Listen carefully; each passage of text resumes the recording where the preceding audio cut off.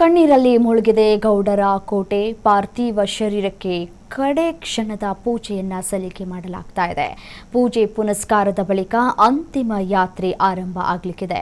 ಪದ್ಮನಾಭನಗರದಲ್ಲಿ ಪಾರ್ಥಿವ ಶರೀರಕ್ಕೆ ಪೂಜೆಯನ್ನ ಸಲ್ಲಿಕೆ ಮಾಡಲಾಗ್ತಾ ಇದೆ. ಬೆಂಗಳೂರಿನಿಂದ ಹಾಸನದವರೆಗೂ ಕೂಡ ಅಂತಿಮ ಯಾತ್ರೆಯನ್ನ ಮಾಡಲಾಗುತ್ತೆ. ರಸ್ತೆ ಮಾರ್ಗವಾಗಿ ಸಾಗಲಿಕ್ಕಿರುವಂತಹ ಚೆನ್ನಮ್ಮನವರ ಯಾತ್ರೆ ನೋಡಿ, ದೃಶ್ಯಾವಳಿಗಳಲ್ಲಿ ಗಮನಿಸ್ತಾ ಇದ್ದೀರಿ. ದೇವೇಗೌಡರು ತಮ್ಮ ಪತ್ನಿಯನ್ನ ಎಷ್ಟು ಪ್ರೀತಿಸ್ತಾ ಇದ್ರು ಅನ್ನೋದಕ್ಕೆ ಇದೊಂದು ನಿಜಕ್ಕೂ ಉದಾಹರಣೆ ಅಂತ ಹೇಳಿದ್ರು ಕೂಡ ತಪ್ಪಾಗ್ಲಿಕ್ಕಿಲ್ಲ. ಇವತ್ತು ಎಲ್ಲವೂ ಕೂಡ ಇದೆ, ಆದರೆ ನನ್ನ ರಾಣಿ ನನ್ನ ಜೊತೆಗಿಲ್ಲ ಅಂತ ಹೇಳಿ ಭಾವುಕರಾಗಿದ್ದಾರೆ. ಕಣ್ಣೀರನ್ನ ಹಾಕ್ತಾ ಇದ್ದಾರೆ ದೇವೇಗೌಡರು. ಗೌಡರ ಕೋಟೆಯಲ್ಲಿ ಯಾವಾಗಲೂ ಕೂಡ ರಾಜಕೀಯ ವಿಚಾರಕ್ಕೆ ಸಂಬಂಧಪಟ್ಟಂತೆ ಚರ್ಚೆಗಳಾಗುತ್ತೆ. ಮತ್ತು ಯಾವ ರೀತಿಯಾದಂತಹ ಬಾಣಗಳನ್ನು ಬಿಡ್ತಾರೆ, ಯಾವ ರೀತಿಯಾಗಿ ಸ್ಟೆಪ್ ಮೂವ್ ಮಾಡ್ತಾರೆ ದೇವೇಗೌಡರು ಅಂತ ಹೇಳಿ ಕುತೂಹಲದಿಂದ ಕಾಯ್ತಾ ಇದ್ದಂತಹ ಸಂದರ್ಭಗಳನ್ನು ನಾವು ಗಮನಿಸ್ತಿದ್ದೇವೆ. ಬಟ್ ಆದರೆ ಇವತ್ತು ಗೌಡರ ಕೋಟೆಯಲ್ಲಿ ನೀರವ ಮೌನ ಆವರಿಸಿದೆ. ಕುಟುಂಬದ ಹಿರಿಯ ಕೊಂಡಿ ಮಾಜಿ ಪ್ರಧಾನಿ ಎಚ್.ಡಿ. ದೇವೇಗೌಡರ ಧರ್ಮಪತ್ನಿ ಶ್ರೀಮತಿ ಚೆನ್ನಮ್ಮ ದೇವೇಗೌಡ ಅವರಿಗೆ ಅಂತಿಮ ವಿದಾಯದ ಕ್ಷಣಗಳನ್ನು ಈಗ ಸಲ್ಲಿಕೆ ಮಾಡಲಾಗ್ತಾ ಇದೆ. ಆ ದೃಶ್ಯಾವಳಿಗಳನ್ನು ಗಮನಿಸ್ತಾ ಇದ್ದೀರಿ. ಇಡೀ ಕುಟುಂಬಸ್ಥರು ಇದೀಗ ಅಂತಿಮ ಕ್ಷಣದ ವಿಶೇಷ ಪೂಜೆಯನ್ನು ಕೂಡ ಸಲ್ಲಿಕೆ ಮಾಡ್ತಾ ಇದ್ದಾರೆ. ಪದ್ಮನಾಭನಗರದಲ್ಲಿ ಇನ್ನೇನು ಕೆಲವೇ ಕ್ಷಣಗಳಲ್ಲಿ ಅಂತಿಮ ಯಾತ್ರೆ ಆರಂಭ ಆಗುತ್ತೆ. ಸೊ ಹಾಗಾಗಿ ಕಣ್ಣೀರ ವಿದಾಯವನ್ನು ಹೇಳೋದ್ರ ಮುಖಾಂತರ ವಿಶೇಷವಾಗಿ ಏನೆಲ್ಲ ಪೂಜೆ ಪುನಸ್ಕಾರಗಳನ್ನು ನೆರವೇರಿಸಬೇಕೋ ಅದೆಲ್ಲವನ್ನು ಕೂಡ ನೆರವೇರಿಸಲಾಗ್ತಾ ಇದೆ. ಪದ್ಮನಾಭನಗರದಲ್ಲಿ ಬಾಳಿ ಬದುಕಿದಂತಹ ಜೀವ ಅದು. ಸೊ ಹಾಗಾಗಿ ಅಲ್ಲಿ ವಿಶೇಷವಾಗಿ ಪೂಜೆಯನ್ನು ಸಲ್ಲಿಕೆ ಮಾಡ್ತಾ ಇರುವಂತಹ ದೃಶ್ಯಾವಳಿಗಳನ್ನು ಗಮನಿಸ್ತಾ ಇದ್ರಿ.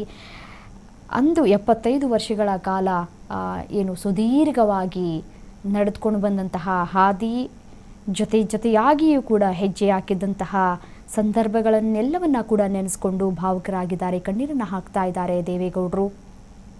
ದೃಶ್ಯವನ್ನು ಕೂಡ ಗಮನಿಸ್ತಾ ಇದ್ರಿ. ಎಂಥವರ ಮನಸ್ಸನ್ನು ಕೂಡ ಕದಲುವಂತಹ ಕ್ಷಣ ಕೂಡ ಹೌದು.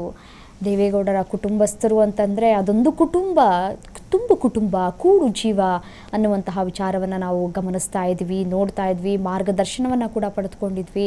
ಅದೇ ರೀತಿಯಾಗಿ ಅವರು ನಡೆದುಕೊಂಡು ಬಂದಂತಹ ಹಾದಿ, ಆಕೆ ಇಟ್ಟಂತಹ ಹೆಜ್ಜೆಗಳು, ಆಕೆ ಹಾಕಿಕೊಟ್ಟಂತಹ ಜೀವನದ ಮಾರ್ಗದರ್ಶನಗಳೆಲ್ಲವೂ ಕೂಡ ಇವತ್ತಿಗೂ ಕೂಡ ಅದನ್ನು ನೆನೆದು ಭಾವುಕರಾಗಿರೋನ್ನ ನಾವು ಗಮನಿಸ್ತಾ ಇದ್ದೀವಿ. ಯಾವ ರೀತಿಯಾಗಿ ಆ ಹಿರಿ ಜೀವ ಕಣ್ಣೀರನ್ನು ಹಾಕ್ತಾ ಇದೆ ಅಂತ ನೋಡಿದಂತಹ ಸಂದರ್ಭದಲ್ಲಿ ನಿಜಕ್ಕೂ ನಾವು ಕೂಡ ಇಲ್ಲಿ ಕೂತ್ಕೊಂಡು ಹೇಳುವಂತಹ ಸಂದರ್ಭದಲ್ಲಿ ದುಃಖ ಉಮ್ಮಳಿಸಿ ಬರುತ್ತೆ. ಇನ್ನು ಅವರಿಗೆ ಈ ಇಡೀ ವರ್ಷಗಳ ಕಾಲ, ಬಹಳ ವರ್ಷಗಳ ಕಾಲ ಜೀವನ ಪರ್ಯಂತವಾಗಿ ಜೀವನ ಸಾಗಿಸಿದವರಿಗೆ ಇನ್ನೆಷ್ಟು ನೋವಾಗಿರಬೇಡ.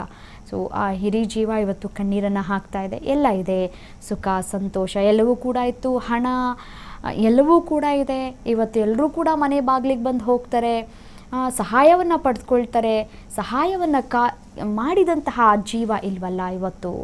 ಎಲ್ಲವೂ ಕೂಡ ಇದೆ, ನನ್ನ ರಾಣಿ ಇಲ್ಲ ನನ್ನ ಜೊತೆಯಲ್ಲಿ ಅಂತ ಹೇಳಿ ರಾಜ ಇವತ್ತು ಕಣ್ಣೀರನ್ನು ಹಾಕ್ತಾ ಇದ್ದಾನೆ. ಚೆನ್ನಮ್ಮ ದೇವೇಗೌಡರ ಅವರ ಪಾರ್ಥಿವ ಶರೀರಕ್ಕೆ ಬೆಂಗಳೂರಿನ ಪದ್ಮನಾಭನಗರದಲ್ಲಿರುವಂತಹ ದೇವೇಗೌಡರ ನಿವಾಸದಲ್ಲಿ ಅಂತಿಮ ಪೂಜೆ ಹಾಗೂ ಧಾರ್ಮಿಕ ವಿಧಿವಿಧಾನಗಳನ್ನು ನೆರವೇರಿಸಲಾಗ್ತಾ ಇದೆ. ದೇವೇಗೌಡರು, ಎಚ್.ಡಿ. ಕುಮಾರಸ್ವಾಮಿ ಸೇರಿದಂತೆ ಕುಟುಂಬ ಸದಸ್ಯರು ಕಣ್ಣೀರಿನ ವಿದಾಯವನ್ನು ಸಲ್ಲಿಸ್ತಾ ಇದ್ದಾರೆ. ಕುಟುಂಬದ ಆಪ್ತರು, ಅಭಿಮಾನಿಗಳು ಹಾಗೂ ಗಣ್ಯರು ಆಗಮಿಸಿ ಚೆನ್ನಮ್ಮ ಅವರ ಅಂತಿಮ ದರ್ಶನವನ್ನು ಪಡೆದುಕೊಂಡು ಗೌರವ ನಮನವನ್ನು ಸಲ್ಲಿಸಿದ್ದಾರೆ. ಪೂಜೆ ಪುನಸ್ಕಾರಗಳ ಬಳಿಕ ಚೆನ್ನಮ್ಮ ದೇವೇಗೌಡ ಅವರ ಪಾರ್ಥಿವ ಶರೀರದ ಅಂತಿಮ ಯಾತ್ರೆ ಆರಂಭ ಆಗಲಿಕ್ಕಿದೆ.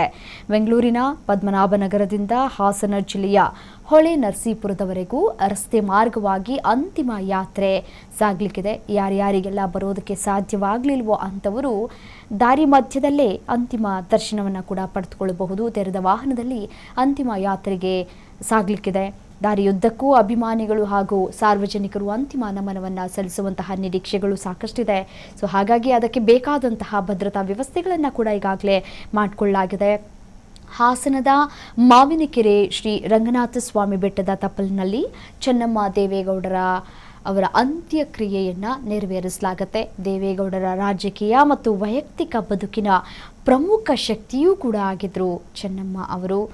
ಅವರ ಅಗಲಿಕೆಗೆ ಇಡೀ ಕುಟುಂಬ ಹಾಗೂ JDS ಕಾರ್ಯಕರ್ತರಲ್ಲಿ ದುಃಖದ ಛಾಯೆ ಮೂಡಿದೆ.